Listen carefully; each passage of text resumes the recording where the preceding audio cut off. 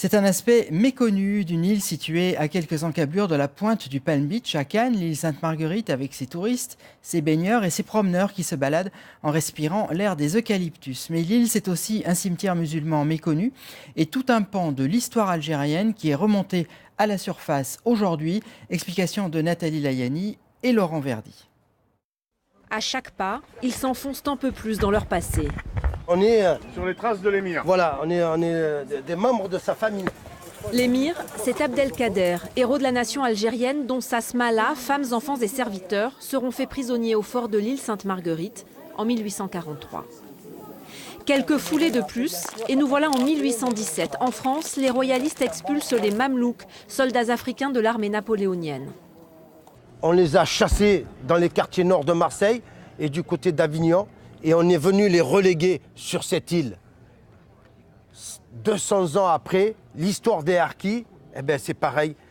Les Harkis, qui en devenant ouvriers forestiers après la guerre d'Algérie, vont sans le savoir ramener à la lumière l'histoire de ces prisonniers musulmans restés enfouis dans la végétation dense de l'île.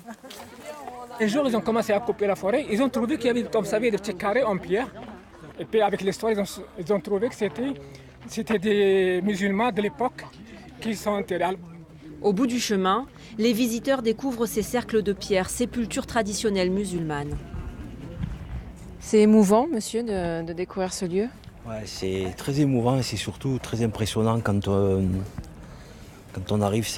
On sent que c'est un lieu de paix, de sérénité. Et voilà, je suis très ému. Il pourrait s'agir du plus ancien cimetière musulman de France.